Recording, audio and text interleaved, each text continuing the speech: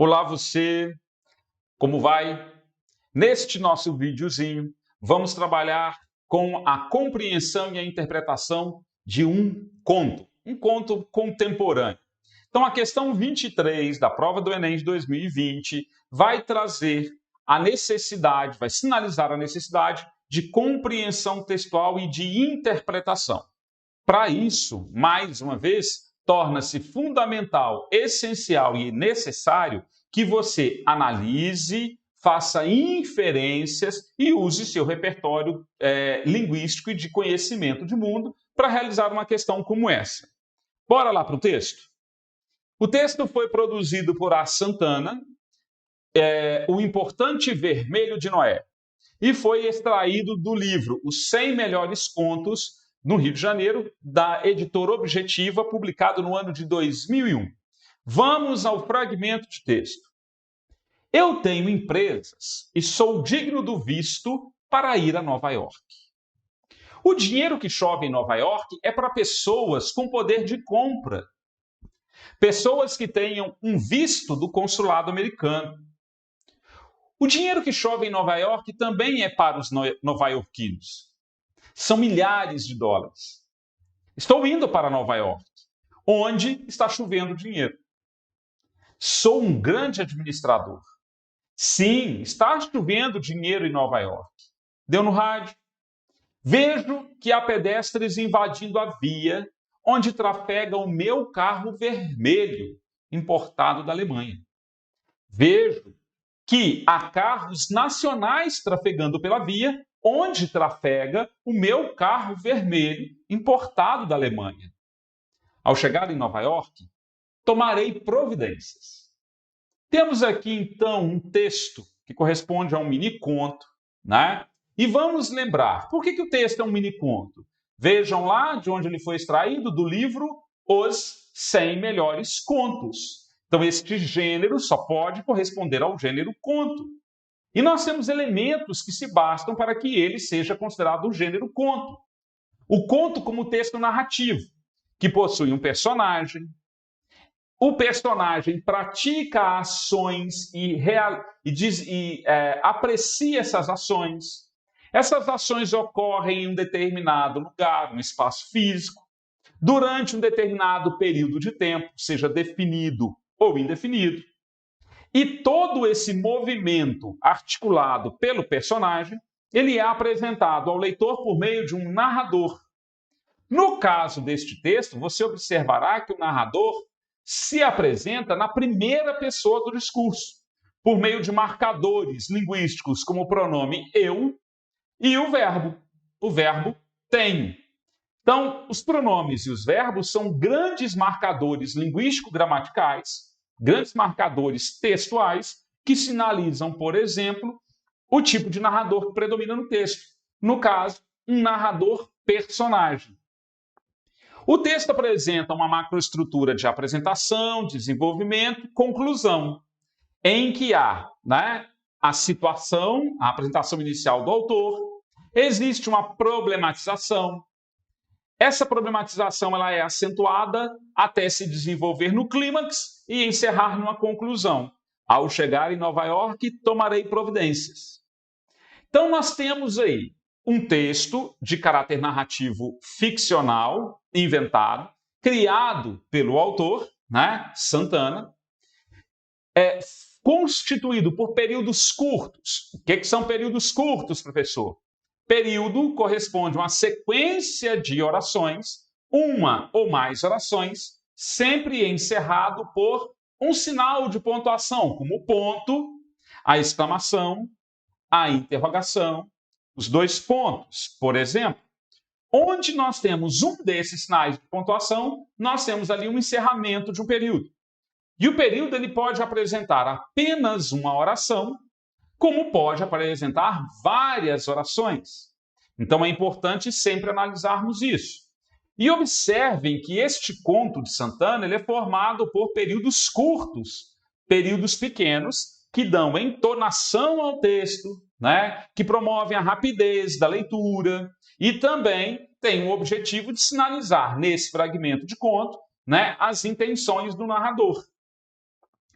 Considerando esses pontos de vista, considerando a análise do gênero, considerando as ideias que emanam deste texto, de um eu-personagem, de um personagem narrador, que tende a ir para Nova York porque ele é empresário, ele é digno de ter visto para viajar para os Estados Unidos e lá ficar para ganhar dinheiro, porque em Nova York chove dinheiro, temos a seguinte questão proposta. Levem em conta os seus conhecimentos de mundo, as pistas que o texto fornece e possibilidades de levantar inferências, ou seja, de fazer interpretações para além da tessitura textual, daquilo que nós lemos a partir das palavras. Ou seja, levando em consideração as ideias que estão implícitas no texto, mas sempre a partir das pistas, dos indícios que o texto fornece. Vamos para a questão. As repetições e as frases curtas, ou seja, os períodos curtos, constituem procedimentos linguísticos, ou seja, estratégias linguístico-gramaticais importantes para a compreensão da temática do texto, para a compreensão do tema que o texto enseja. Pois as repetições, então a gente vê frases e períodos repetidos, e essas frases ou períodos curtos, né, possibilitam compreender o tema do texto, porque essas repetições e frases expressam a futilidade do discurso de poder e de distinção do narrador. Então vejam, essa linguagem curta, objetiva e repetitiva é uma linguagem que apresenta argumentação, é uma linguagem que, do ponto de vista do narrador, apresenta um repertório sociocultural, né, dele amplo, ou ele é limitado em termos de conhecimento. E outro detalhe, observem que esse narrador, ele se distingue, ele se difere do leitor, por exemplo, tendo em vista o poder que ele acredita que tem, por ser um empresário bem-sucedido, por ter dinheiro, né, e por conseguir, por exemplo, achar que tem o direito de ir para Nova York acima do direito de qualquer outra pessoa. Poderia interpretar essa questão letra A como correta? Eu acho que sim.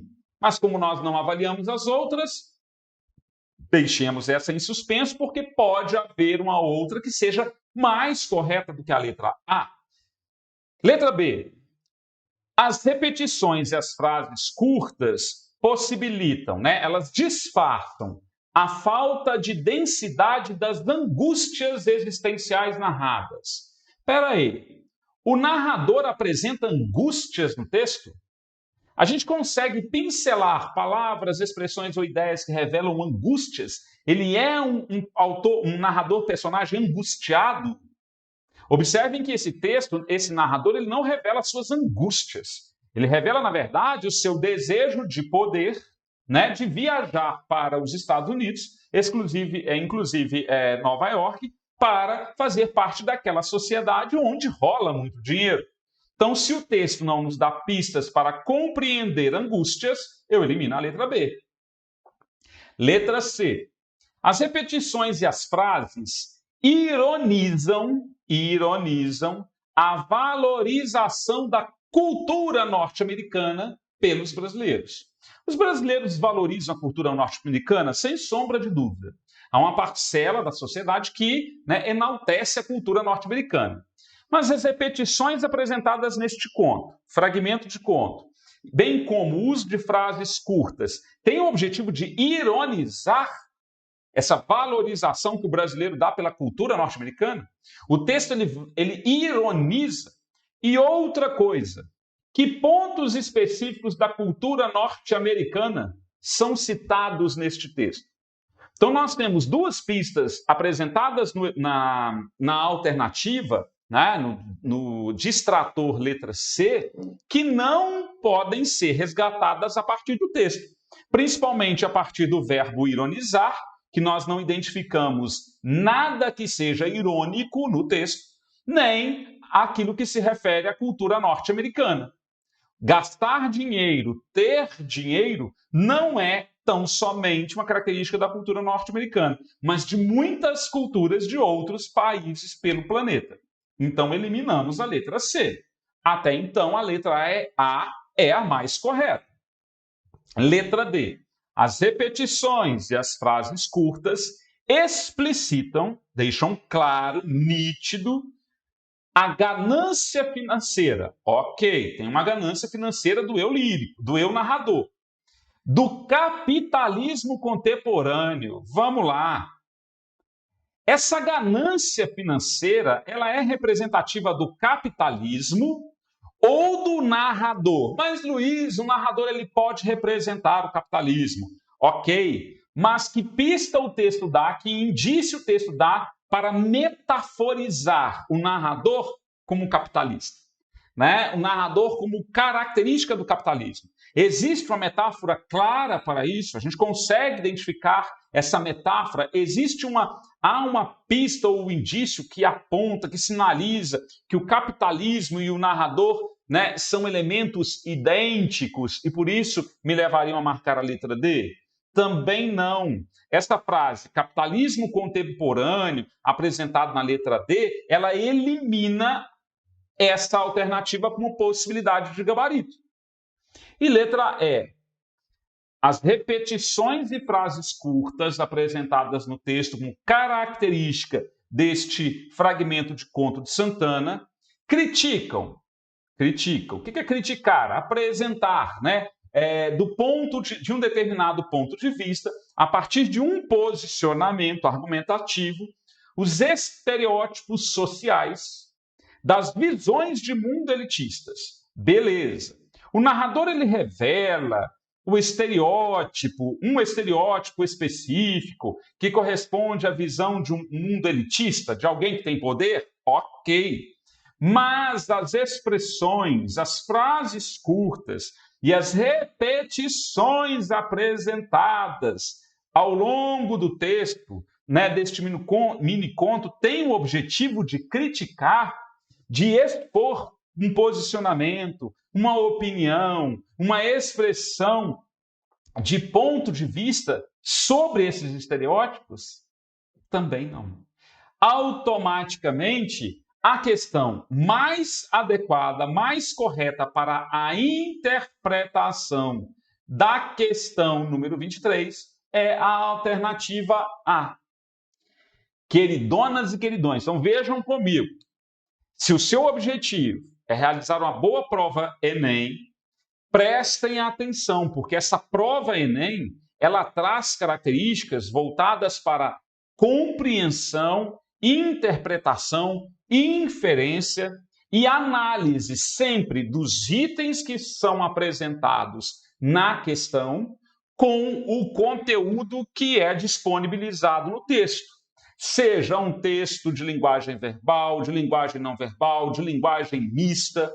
Então, torna-se fundamental você sempre estabelecer essa relação entre aquilo que é apresentado no texto, na sua superficialidade textual, nas palavras, frases, orações, seja na sua estrutura profunda, nas ideias que estão implícitas no texto e sempre correlacionando com as palavras e expressões de cada item da questão. O gabarito, portanto, é a letra A. As questões que não correspondem, que não são possíveis serem compreendidas e interpretadas a partir da informação trazida pelo texto, nós chamamos de distratores. Elas são, portanto, eliminadas. Está aí uma questão muito específica da competência número 1, de ler, compreender o processo comunicativo apresentado por esse fragmento de conto, um texto de sequência narrativa.